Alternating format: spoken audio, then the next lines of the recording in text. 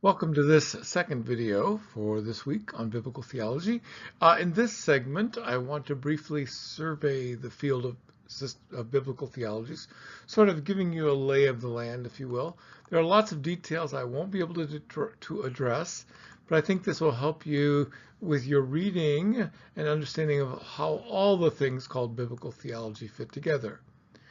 This really describes an alternative to Hazel's typology, and one that I think is a bit more useful for our purposes, and that you might want to keep in mind as you look at your biblical theology you'll be doing a report on later in the course.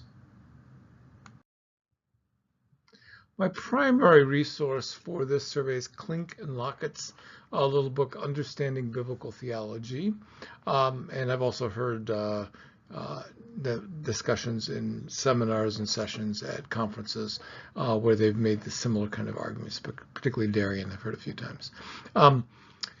As they note in their introduction, the term biblical theology has a wide range of meanings, and so that's one of the complications of this whole discussion.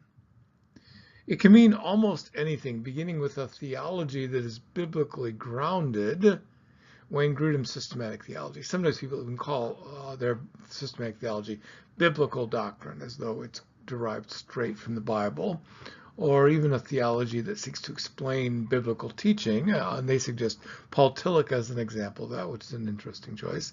Though obviously these are quite different efforts, and neither one match the way we are using the term in this course. A second broad approach is an attempt that describes a theology that's contained in the Bible versus more modern attempts to understand and apply theology for today.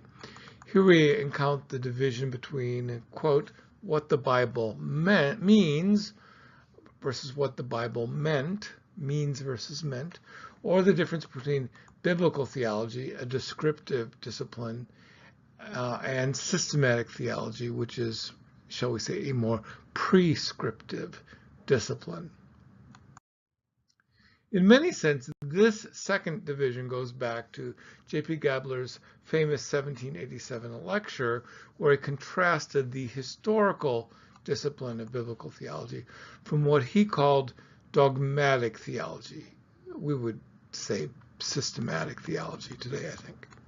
In many ways, that distinction continues to be an issue, though as we will see, there are several different ways to negotiate that relationship. For example, Gerhardus Voss at Princeton in the late 19th century argued for a rapprochement, that is, that the two disciplines were siblings, not rivals, and they're not in some sort of priority relationship. As we shall see, Voss's influence is significant too.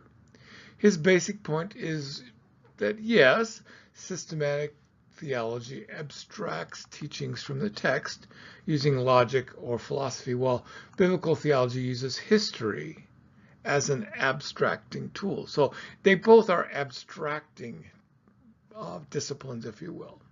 So we'll come back to that. But his point is they're doing similar kind of things, maybe with slightly different resources, but they're not as far apart as sometimes is described. Here are some key issues that Klink and Lockett highlight as critical. The first two are covered in some detail in Hazel as well, so you'll see some commonality, at least, between these approaches. First is the Old Testament connection to the New Testament. What is the relationship between the two testaments? Can we merge the two? Does the New Testament reinterpret the Old Testament? There are myriads of ways the testaments have been connected. Christological readings, thematic connections, prophecy and fulfillment, salvation history, and canonical context, and probably some more I've forgotten here, but at least it gives you a sense. There are multiple ways that these have been put together. How do we put them together? That shapes the way we think about biblical theology. Second theme that we've touched on previously as well is this contrast between the historical diversity in the text versus the theological unity we try to find when we construct biblical theology. Can we find a unity, and if so, what kind? Is there a center? How do we deal with the disparate voices? of individual biblical authors and texts?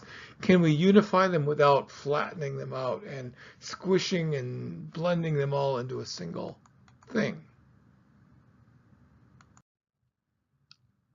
A third question is the scope and sources of biblical theology. What are we looking for, and what sources do we consult? Is biblical theology just for the original authors and readers? That's kind of a much more historical discipline. Or does it reach to the contemporary world, a role we often prefer to reserve for systematic theology? Do we limit ourselves to the biblical text alone? In fact, is that even possible?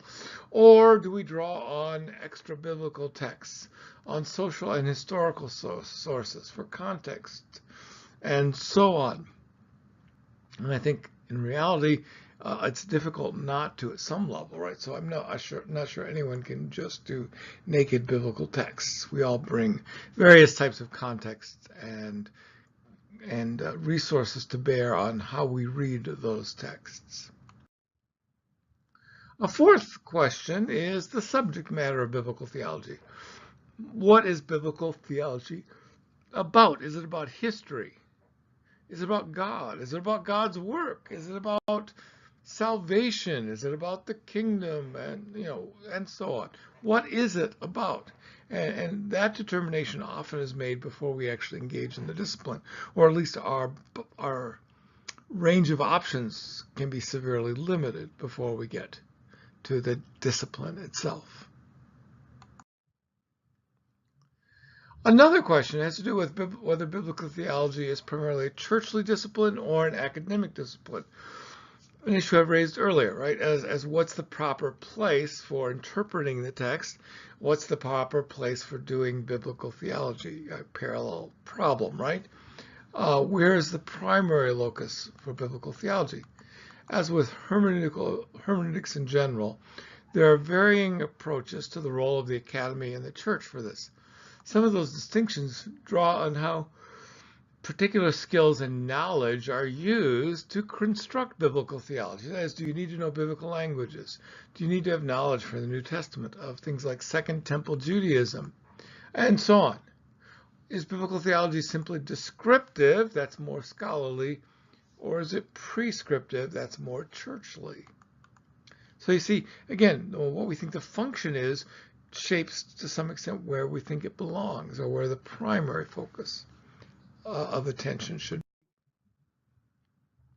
What follows then is, the rest of this brief video, is a discussion of 5 general approaches to biblical theology described by Klink and Lockett. These are, of course, a typology that, like all typology, involves some generalizations. There are sometimes some fuzzy boundaries and all of that, but their scheme helps us to see some of the big picture questions. After they describe each approach in one of the chapters in the book, they examine a representative theologian to give more depth and texture to the approach. The approaches are aligned more or less, if you go through the 5, I think, they go from a more historical to more theological, so more from describing what it meant to what it means, in a general way. That's not, again, perfectly aligned, but that'll work.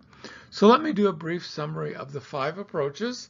And again, probably you'll have questions. This won't be complete, but at least it'll help you think and begin to think about how biblical theologies you're reading fit into this kind of scheme, if you will. Type 1, they call it BT1, so Biblical Theology 1, BT1. Type 1 is Biblical Theology as Historical Description. This type says a biblical theology is entirely descriptive.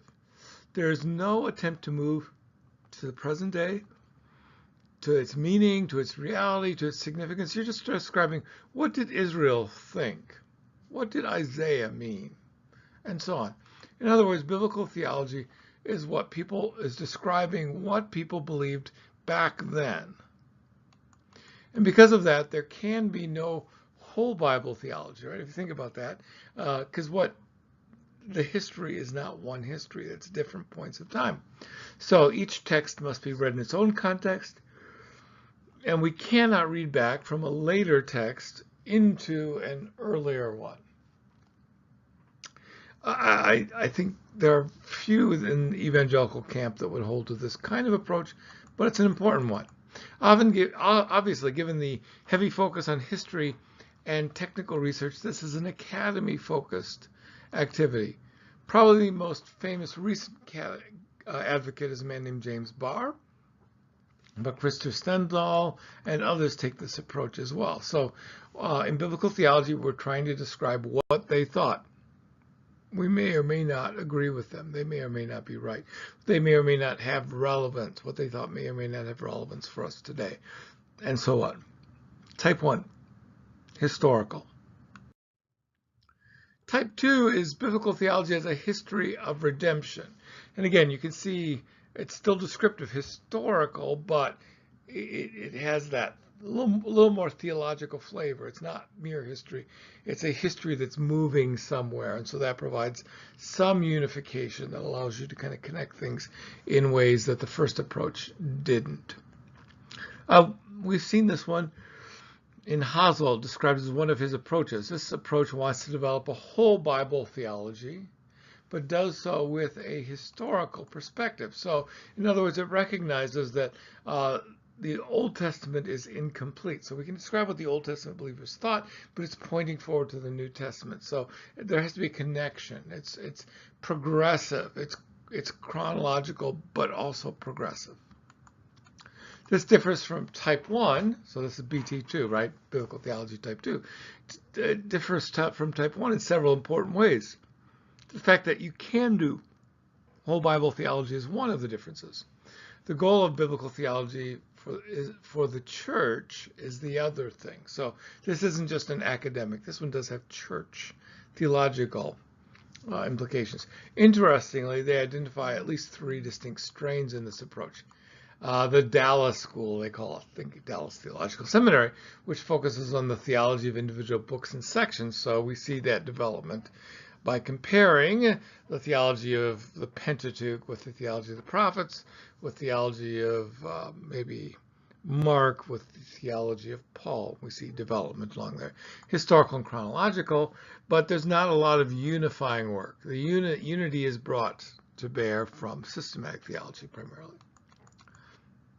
The second approach they call the Chicago School, and here you can think of someone like D.A. Carson, which goes further in seeking some thematic unity within the whole Bible teaching, but working up from the individual units. For Carson, biblical theology is the mediating discipline between the biblical text and systematic theology, and hence it's closer to the biblical text than systematic theology, but not fully so. And thirdly, the Philadelphia School, which is centered on Westminster Seminary. It's interesting, each of these approaches is connected with a seminary, kind of is propagating those who advocate this, which this approach has a much more unified approach between biblical and systematic theology. You can hear echoes of Voss here, right? It's a more Christocentric approach, and a more careful regulation even of exegesis by one's biblical theology. So exegesis is not quite as free-floating. Exegesis is controlled by biblical theology. I'm not doing any of these approaches justice, of course, and I'm sure I've misrepresented at least one of them horribly wrongly, but you get the the point. There's an interesting point, right, that this is kind of the area, I think, where probably the vast majority of evangelical scholars, we are familiar with land, but even there are differences in emphasis, different focus, different directions in what they talk about. So history of redemption is the BT2, the second approach. The third approach, which has increasingly become important, is what they call biblical theology as worldview story. This approach to biblical theology is much more narrative focused. So it's built off of the biblical narrative. In a sense, discerning the narrative is the first step in this process. And then we read the individual units and sections of the text in light of that unity. Again, the straight line in the process is not always that obvious. I mean, sometimes it's hard to know how does the narrative shape the way we read a particular text, some poetry, for example, or something like that. But there's less focus on historical critical conclusions and exegetical things, and much more on thinking of the story. Now, there's a couple of significant exemplars that we could think of. N.T. Wright would be an example of one who really does this, but there are others. G.K. Beale is kind of in this camp as well. As we've noted with the Gospels, there's some differences between these various individuals. Again, some focus more, like Wright, focus more on historical and social backgrounds. Second Temple Judaism is really important for Wright to understand the Bible, the New Testament, to read the story correctly. Richard Hayes, who would also probably fall here, is more text-focused, but again, we're discerning the flow of the story. Yeah, Hayes, I think I mentioned previously, was influenced by Hans Freud and this kind of narrative approach to reading Scripture.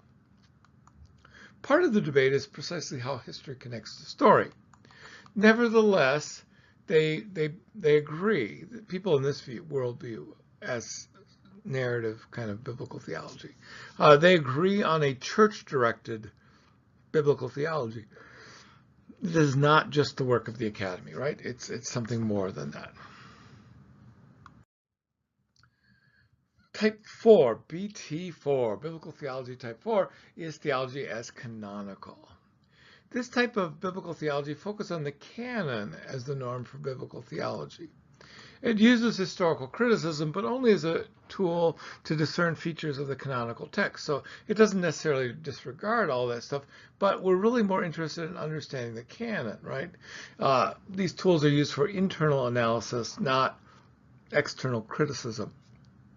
The canon is the norm in interpreting and applying Scripture to the church today. So while it certainly has a descriptive element, it's also prescriptive. The canon guides us in how to use the text.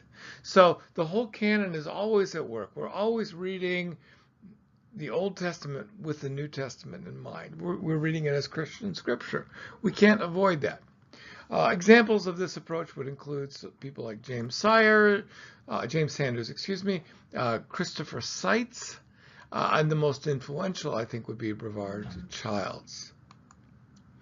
It's interesting. I think many evangelicals have found elements of this approach helpful, especially the work on texts, because they focus on what is written rather than the history behind the text.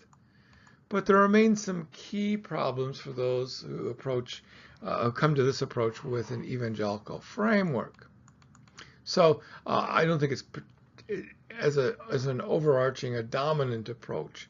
I don't think it's widely held in evangelicalism, but it is drawn on and used by many people in evangelicalism as a tool to help us understand certain sorts of things. So this kind of canonical thing, again, texts don't exist on their own. Their final form in the canon is the way we read them. And that's what shapes how they do biblical theology.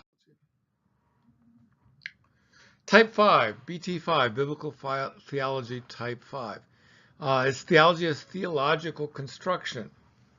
This final type is closely aligned with what we call theological interpretation of Scripture. And that's something that may or may not be familiar to you. We'll learn a little bit more about that. We'll be getting a report on that in a few weeks. But biblical theology, in this view, is strictly a church function. The Bible belongs to the church. So we look to the history of Christian interpretation and the theology that interpretation evokes, including things like the rule of the faith and all those sorts of things, as our starting place. We don't start with critical questions. Critical questions are in many ways the farthest thing from our mind. They're not entirely irrelevant, but they really don't matter that much. For this approach, there really should be no gap between biblical scholarship and theology for, they just belong together. If we're going to study the Bible, we have to read it as Scripture, read it theologically. Indeed, biblical theology is directly for the church today. So some of the key figures in this approach include people like Stephen Fowle, who's very well known for writing in this area, as well as Francis Watson, who I mentioned briefly in a previous lecture. As we discuss theological interpretation, we'll be able to think about this a bit more. So now we have these 5 types of biblical theology to think about. I think this typology will help as we begin to look at different theologies. As you begin to read theologies, what type of theology is it? Again, majority of evangelical ones probably fall within this redemption historical one, but a few leak into the worldview narrative kind of approaches, and some even draw a little bit on the canonical side. So you'll see elements of that, and again, theological interpretation has become extremely significant in the last couple of decades. So you'll see that hopefully this provides another tool to help you think about how different authors are doing their biblical theology.